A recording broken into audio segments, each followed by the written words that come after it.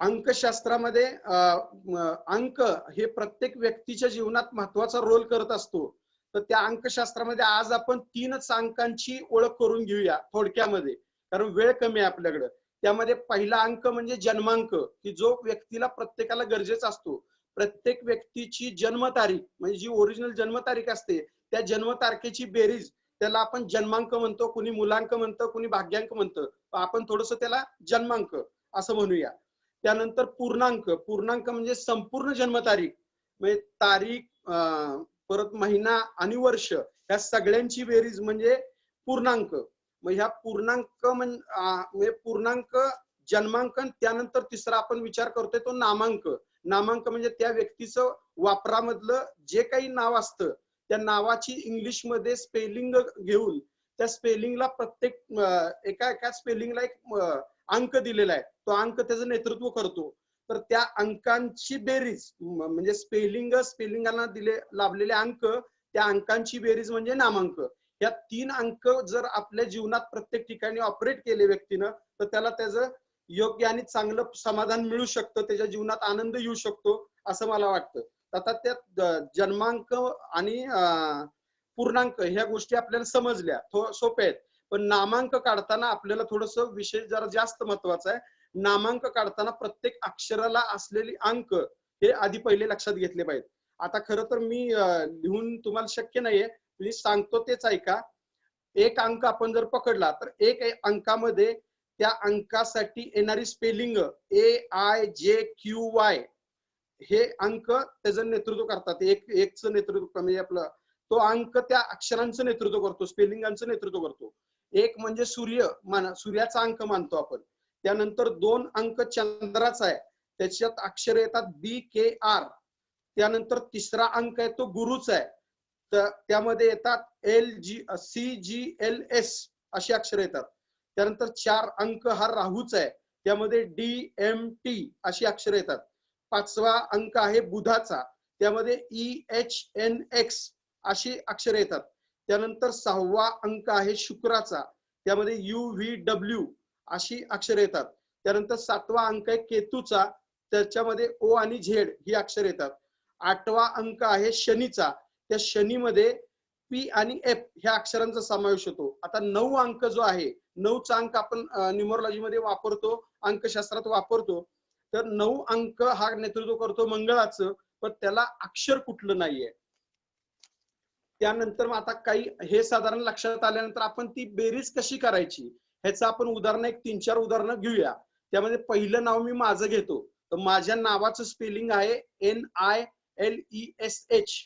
तर त्या स्पेलिंगची N चा आकडा आहे 5, I चा आकडा आहे 1, L चा आकडा आहे 3, E चा आकडा आहे 5, S चा आकडा आहे 3 आणि H चा आकडा आहे 5. या टोटल सगळ्या आकड्यांची बेरीज केली असता ती बेरीज येते 4.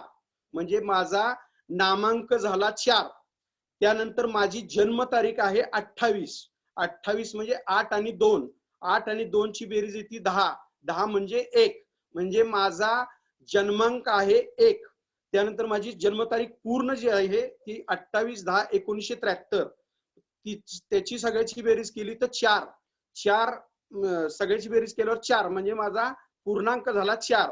आता एक आकडा सूर्य. सूर्य म्हणजे एक आकडा सूर्य कशाचं नेतृत्व करतो तर राजकारण, राजसत्ता, गव्हर्नमेंटचा म्हणजे असे कुठलाही सहभाग.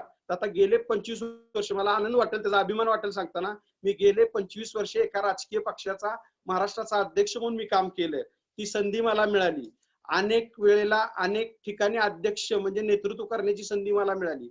आणि आता नुकतीच दिलेली तुम्ही लोकांच्या सगळ्यांच्या सहकार्यानं आणि आदरणीय पंडित सरांनी दिलेली संधी, मराठी ज्योतिषी मंडळ, मी फार कमी वयात फार कमी अनुभवात मला ही संधी दिली. ही संधी मला, मी असं मानतो की माझा जन्मांक 1 आहे त्याच्यामुळे ही संधी मला मिळाली. आणि कदाचित पंडित सरांनी ते हेरलं असावं म्हणूनच त्यांनी ती दिलेली असावी. त्यानंतर आता त्यांचंच प्रदीप पंडित सरांचंच आपण दुसरं उदाहरण घेऊया. आता त्यांचं स्पेलिंग आहे PRADIP. P चा आकडा आला 8, R चा आकडा आला 2, A चा आकडा आला 1, D चा आकडा आला 4, I चा आकडा आला 1, P चा आकडा आला 8. या सगळ्याची बेरीज झाली 6. त्यानंतर त्यांची जन्मतारीख आहे 6.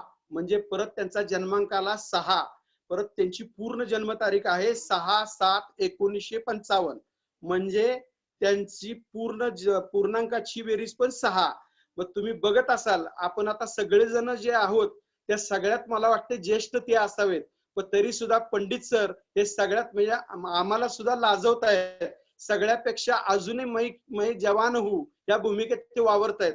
हे सगळं कशामुळे आहे तर शुक्र, त्यांच्याकडे असलेल्या अनेक कला, त्यांच्याकडे असलेला उत्साह, म्हणजे 6 आकडा त्यांना किती लागू पडतोय हे सगळ्यांच्या लक्षात येईल. माझा आकडा 1 मी सांगितला, पंडित सरांचा आकडा मी 6 सांगितला. आता त्यानंतर आपण तिसरं उदाहरण घेऊ, मराठी ज्योतिषी मंडळ. आता मराठीचं स्पेलिंग MARATHI, मग त्याच्या स्पेलिंगाचे आकडे घेतले तर 4 1 2 1 4 5 1, म्हणजे ह्या सगळ्याची बेरीज झाली 9. 9 बेरीज 9 हे पॉवर, मंगळ, ऊर्जा ह्याचं कारकत्व दाखवतो आकडा. म्हणजे काय तर मराठी या नावातच एक पॉवर आहे की जी आपल्याला सगळ्यांना निर्माण झाली आहे ज्योतिष मंडळाच्या माध्यमातून, म्हणून तो मराठी. त्यानंतर ज्योतिषी JYO आपलं OTISHI, त्याचे 1 1 7 4 1 3 5 1 असे आकडे येतात खाली. त्या सगळ्यांची बेरीज होती 5. मग 5 बेरीज म्हणजे काय सांगतो तर बुधाचा आकडा. म्हणजे काय कशाला दाखवतो तर बुध दाखवतो, बुद्धी दाखवतो. बुद्धी, मग आता ज्योतिषी म्हणजे एक बुद्धिवादी प्राणी, बुद्धिवादी व्यक्ती म्हणून ओळखली जाते. मग तेच सगळे ज्योतिषी. मग तो बुध तिथं आकडा, म्हणजे लक्षात घ्या आपण की आकडा अंक किती आपल्या व्यवहारात काम करत असतो तो आपल्याला माहित नसतो. आणि त्यानंतर मंडळ, मंडळाचं स्पेलिंग MANDAL, मंडळ 4 1 5 4 1 3 असे त्याचे आकडे आलेले आहेत. त्याची पण बेरीज परत 9 झालेली आहे. आता मंडळ म्हणले की युनिटी, युनिटी म्हणले की एक उत्साह पेक्षा ऊर्जा, ऊर्जेचा कारक मंगळ, त्याचा आकडा 9, म्हणजे परत तिथं 9 ऊर्जा दाखवतो, परत तिथं उत्साह दाखवतो. मग मराठी ज्योतिषी मंडळ हे सुद्धा त्या कसं कारकत्व जुळून येतं आणि कसं अंक नेतृत्व करतायत त्या शब्दांचे हे तुम्हाला दाखवून दिलं. आता चौथा उदाहरण घेऊया, आजची तारीख. आता आपण दुपारपासून हे सगळं काय करतोय तर आपल्या बुद्धीत भर घालतोय. आजची तारीख किती आहे तर 14. 14ची बेरीज किती आहे तर 5. 5 कुणाचं नेतृत्व करते तर बुधाचं. बुध म्हणजे काय तर बुद्धी. आपण आपल्या बुद्धीत भर घालतोय. म्हणजे बघा तुम्ही ह्यातलं आपण काहीच ठरवून केलेलं नाहीये. उदाहरणं पुढे मांडली ती कशी घडून आलीत हे तुम्ही लक्षात घ्या. अशा पद्धतीनं 5 थोडक्यात सगळ्या पद्धती जर बघितल्या, हे 4च उदाहरणं घेतो तर बाकीची उदाहरणं फार घेत नाही मी. तर ती जर उदाहरण बघितली लक्षात येईल तुमच्या की अंकशास्त्र किती काम करतं. अशा म्हणून माझं सगळ्या जे आपण उद्योग जातक जे येतो आपल्याकडं त्याला आपण सगळ्या ज्योतिष तज्ञांनी किंवा ज्योतिष सल्लागारांनी अंकशास्त्र वापरण्याबाबत सोपं आहे अगदी.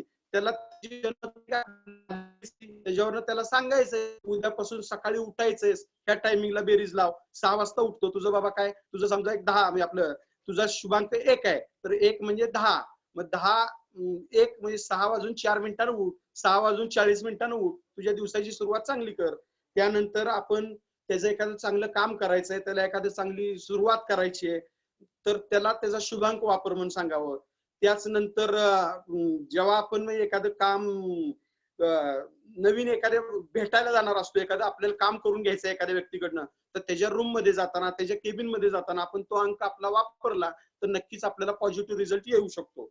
अशा पद्धतीनं आपण आणखीन बघितलं तर मोबाईल नंबर असेल, गाडीचा नंबर असेल, आपला प्लॉट नंबर असेल किंवा जिथं जिथं आपल्याला अंक वापरण्याची गरज असते त्या ठिकाणी जर हे अंक वापरले आपण तर आपल्याला त्याचा नक्कीच चांगला फायदा होईल. आणि हे जेव्हा आपण वापरू त्यावेळेला नक्कीच ह्या अंकांची काय किमया आहे, ह्या अंकशास्त्राची काय किमया आहे हे आपल्या नक्कीच लक्षात येईल.